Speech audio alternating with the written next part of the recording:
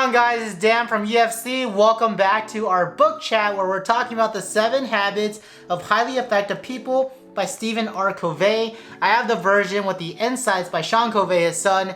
I find his insights super helpful. Definitely recommend it. If you find this video insightful and valuable, please drop a like, subscribe to our channel, comment down below. We really appreciate it. Let's go ahead and jump into it.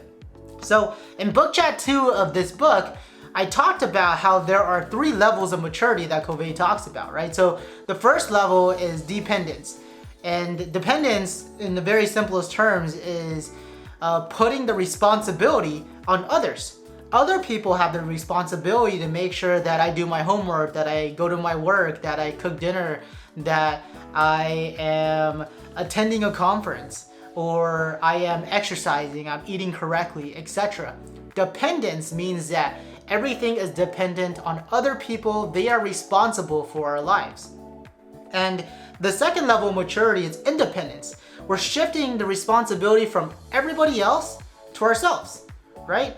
And the last one is interdependence, where the responsibility is no longer on them or others or on us, but it is all of us together. We collectively are responsible, right? So shifting the subject from you to I to we. So that's kind of the 3 levels of maturity. And I think what took me a while to really grasp about this first section of the 7 habits about being proactive was I was really trying to understand what Covey was trying to do in this first section of the book, or this first section of the chapter. It took me a while, but I think what he was really trying to do is he was trying to convey to us what the current paradigm or the current perspective of a dependent individual really is. And he paints this picture of how the dependent individual is constantly looking at a social mirror, where the social mirror is dictating the conditions and the conditionings that the individual has. Conditions meaning, what the current situation of the individual is and where the current responsibilities are, and conditioning meaning the upbringing or the past that the individual has to put the responsibility on for the individual shortcomings, etc. Now, when Covey talks about this, he brings up 3 levels or 3 different types of determinism, right? Determinism meaning this is how life is determined. And the 3 different types are genetic determinism. So genetic determinism is obviously based off of your genes, based off of your chromosomes.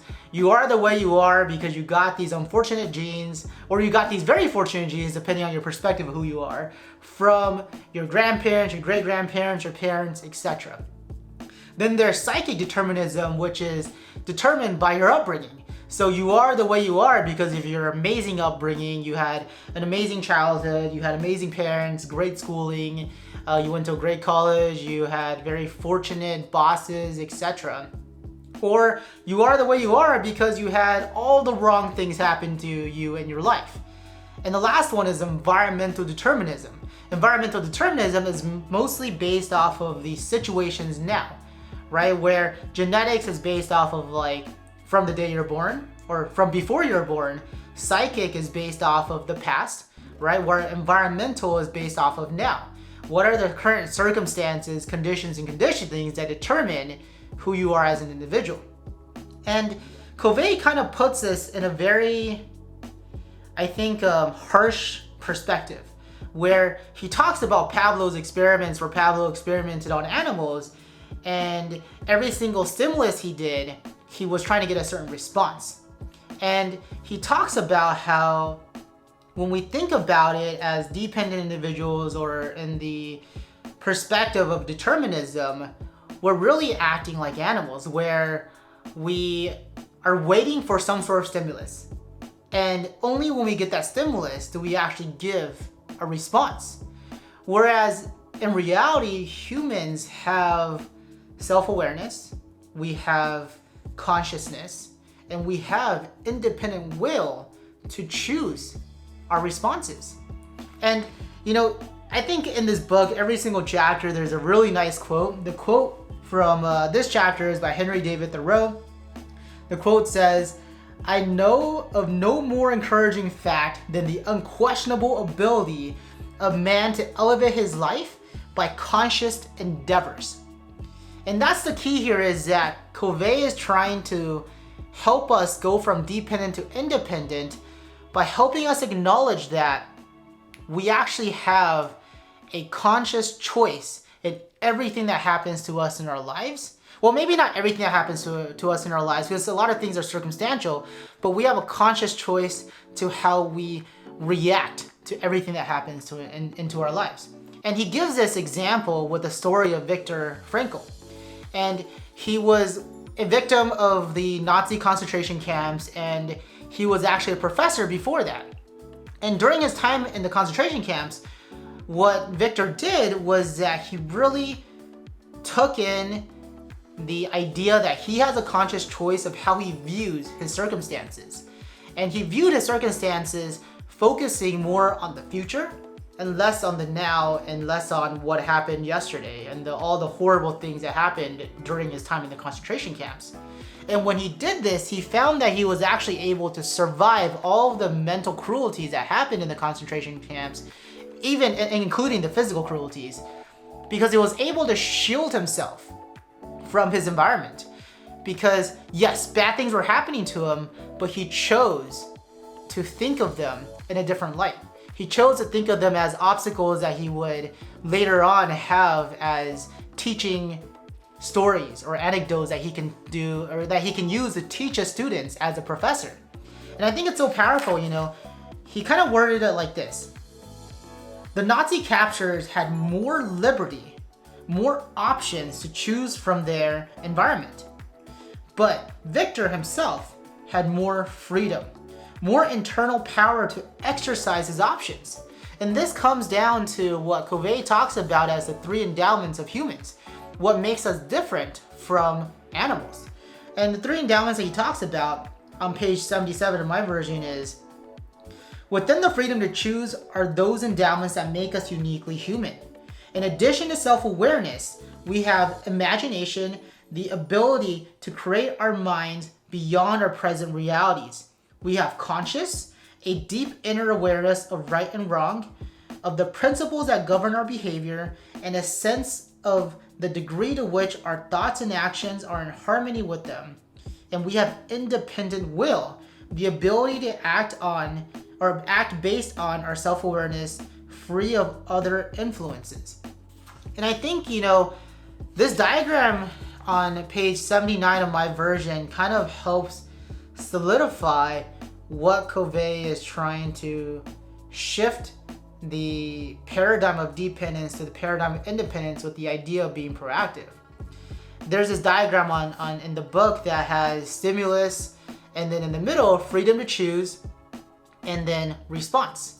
And the idea is that life will throw at you whatever life will throw at you, but it is your choice to take responsibility for whatever is happening to you, and be responsible for the way that you react. Be responsible with your response. You don't have to respond negatively and feel mad or sad or angry at everything that is bad. You have a conscious choice to look at it in a different perspective so that you can really progress on with your day. I think he defines proactivity very well. Proactivity, he defines as the responsibility for our own lives.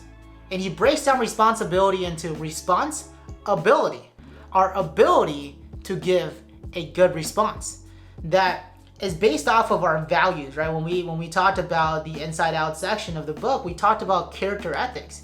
Character ethics are the intentions that we have very, very much deep down. We have the ability to determine what our character is, and our responses should be based off of those values that our character ethics encompasses, and not necessarily based off of the feelings that we have. And this is not to undermine or subordinate feelings, but I think this is just to say that it's okay for you to be affected and to have feelings and to be sad and to be bummed, but after that initial period of self-reflection, of awareness, we all have the conscious choice to not let that affect us. We're responsible or we have the ability to create the response that we want to create. And this is the idea of being proactive, right? Like, I think in America and even in California specifically, there's something called the seasonal blues, right? When we go from summer to fall to winter as the sun, sets sooner and it gets colder and there's not as much light out, a lot of people start to feel really sad, right? And in reality, why is the environment that we live in, it being less sunny outside, going to determine how we feel on a day-to-day basis? That doesn't make a lot of sense. And I think what is really nice here is that Covey is trying to get us to shift our paradigm into a way where we're beginning to be ready to accept, or not to accept, but to attempt to practice the ideas behind being proactive, which is what I'm going to cover in the next book chat. But I think, if you guys are reading this book out there with me, I would really recommend reading, the first, I think, maybe 10 pages of Habit 1 with that mentality in mind of how am I beginning to shift my perspective, and how should I begin to shift my perspective so I'm really actually ready to adapt the idea of being proactive. I hope that was helpful. I hope that was valuable. If it was, like and subscribe, comment down below. Thank you all for your time. Talk to you guys soon. Bye-bye.